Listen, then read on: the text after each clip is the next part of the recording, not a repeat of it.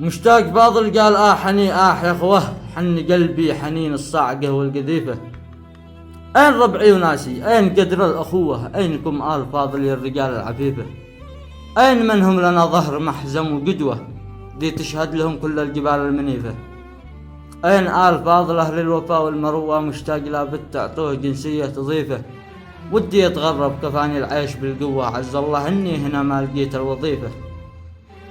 كفاني تعب ورهاق، كفاني كل بلوة، كفاني العيش في الحياة المخيفة. زادت حياة مشتاق ضيقه وبلوة، قد الوقت في راسه تحدد عطيفة. يا أهل الكرم وين جات المروة، غرقت في عجات الرمال العنيفة. مشتاق يا كثر المآسي جات نحوه، وانتو براحة بال يا لها من كشيفة. لا أنا من عدن ولا أنا من البيضة وشبوه، ولا أنا غريب أغرب من سقطرة وقيفة. أنا من عود سالم يا آل فاضل ويا أخوه. تقدرت حالتي يا أهل القلوب الرهيفة، الهم والغم والضيق هاجمني بقوة، وانتو ولا همكم لو كانت الرتبة وصيبة.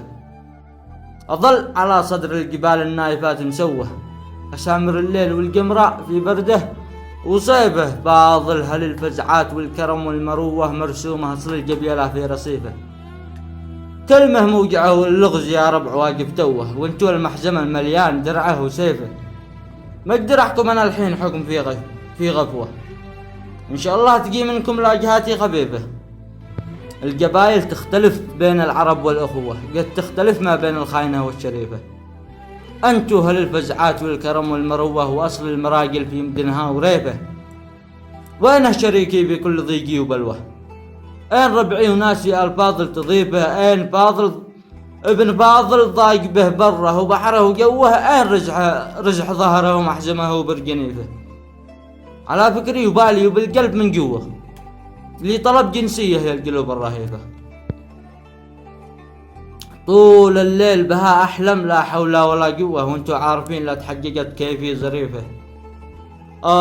واهين واحني في يا اخوه، من قس الوضع ذي قتلني رقيبه. اشتقت لفزعتكم اللي كل ابوها قوة، ترى يا ابن عمي ما حد عايش على كيفه. قلبي انتزع وانشال من مكانه وتشوه، فزعتكم معي يا ولاد عمي فوق قوة. احتاج وقوفكم حقي ظروفي مخيفة. يا كل متغرب انتو الساس والقدوة، للولاياه يلزم لي انا يا الربع ضيفه. ودي يتغرب كفاني العيش بالقوة، عز الله اني بالبلاد ما لقيت الوظيفة. كانت يمنا حالات احلى جميلة وحلوة، واليوم زينها تبدل شينها عجب نجيفه. قال كانت يمنا حالات احلى جميلة وحلوة، واليوم زينها تبدل شينها عجب نجيفه. وقتي مشاني الى الموت خطوة بخطوة، انا انتهيت وعز الله اني انتهيت برجيفه. تدهور حالي للأسواء وداخلي شبه عبوة، تدهورت حالتي للأسواء وداخلي شبه عبوة. يمكن انفجر بأي لحظة يا ابن عمي وعيفه. واجهتني الدنيا برمتها وما عاد لي قوة، عقلي حرق من طموحا ما لقينا شحيفة.